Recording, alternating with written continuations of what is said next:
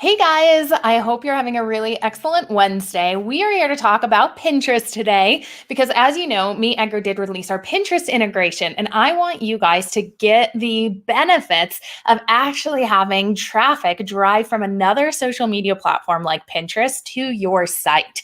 So, I'm going to show you a little bit around how MeetEdgar does Pinterest for our own strategy, and then how you add the graphics and media that we're going to look at creating today into MeetEdgar, how you're going to go ahead and schedule those pins to go out. So we are going to jump on in here. I'm going to share my screen with you here a little bit.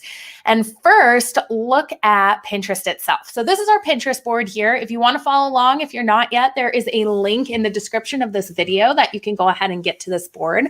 But this is our Pinterest board, and you'll see here what we actually do when we look at our pins is we use Pinterest mostly to drive traffic to our blog. However, every single graphic on here, you'll realize, is a little bit different. Some of them were asking people questions to pique that little curiosity. Some of them were just putting the headline of what the blog post is about. Others you can see, like this one here, looks like it's just a quote. And it is a quote. However, if you click into this, you'll see it's actually a quote from an interview podcast that we did. That podcast we transcribed onto our blog. We then took a pull quote from that transcription, put it onto a background in Canva, downloaded that. And this works really well since Pinterest is such an inspirational place. People are going on to Pinterest to be inspired on what they can actually take from Pinterest into their real life to create a better outcome for the version of themselves they want to be in the future. And you know, quotes are really good at having people's lifestyles be presented to them in the way they actually want their life to be. So if you're someone who does a lot of interviews and stuff, this is a great workflow to take because these kinds of pins get a ton of likes and saves. People love that inspirational stuff.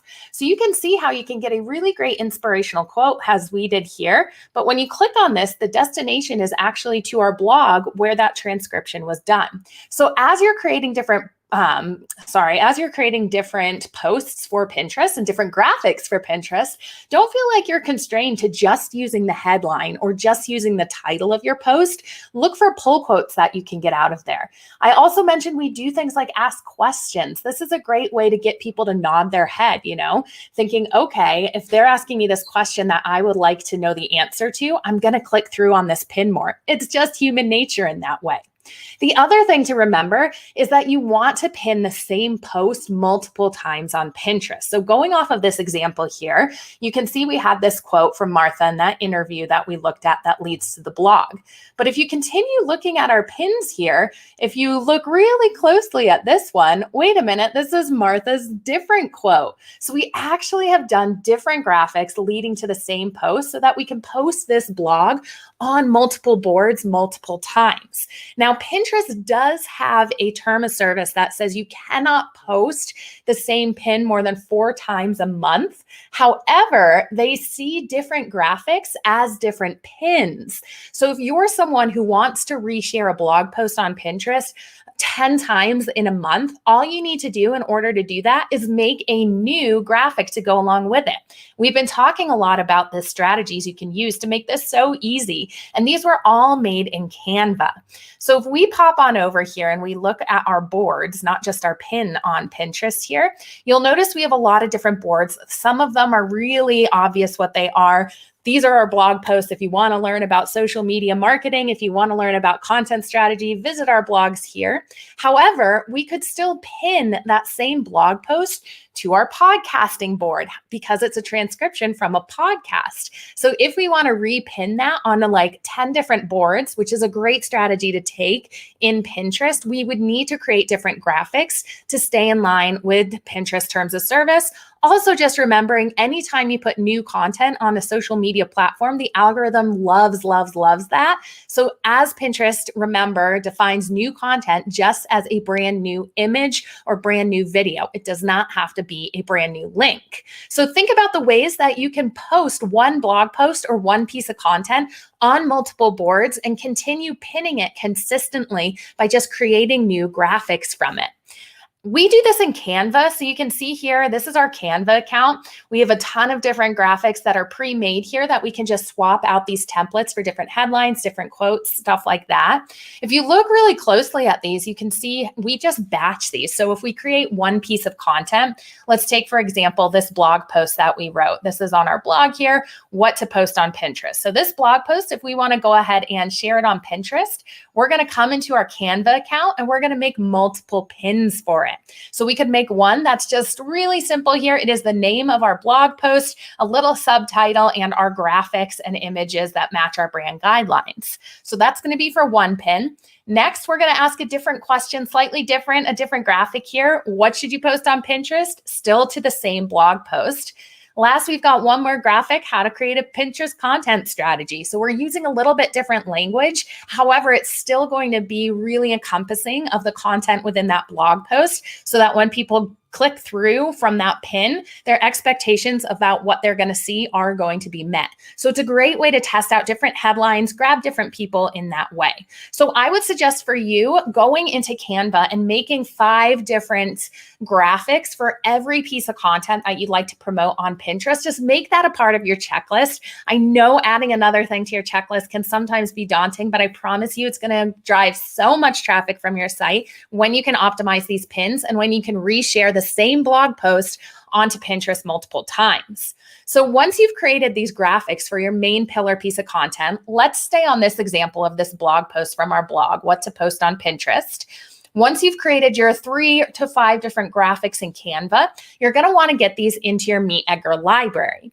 So in order to do that, you're going to go ahead and open up your MeetEdgar account here and click to add new content. You're then going to check off that this is a Pinterest post. You're going to always have to select a board when you do this. So this will go onto my blog post board. Next, I'm going to write the description here. First, I'm going to put this in my Pinterest blog post category. Next, I'm going to write the description here. Of course, we want you to get really creative here. You can do a lot of different types of descriptions to test out different things, like if you're actually giving pull quotes from the article or if you're telling a personal story about why you like the article to see what spikes people's interests more. For this particular example, I'm just going to get this little subcategory blurb here, go back to my Edgar account, and this will be my description that I want for the pin. So again, I'm giving someone a really quick teaser here of what it's about. Super simple way to do that in Edgar, if you don't want to copy and paste, is actually to use our suggested variations feature as well. It does the exact same thing here. So if I copy and paste this link into this section and I click suggested variations, you can see what MeetEdgar does actually is he pulls out different pull quotes from within that article and writes the status update description for you. Huge time saver there. So I'm going to have those suggested variations added there. When you're adding pins to MeetEdgar, you'll notice that you always have to have a destination link, which is going to be the URL.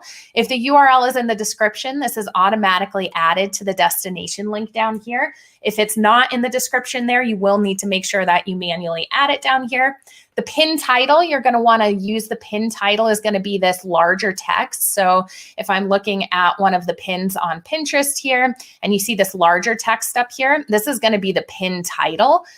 This will actually automatically be pulled from the OG title in your metadata of your blog if you are promoting a blog post. So you don't have to fill this out if you have the OG title tag in the meta description of your blog.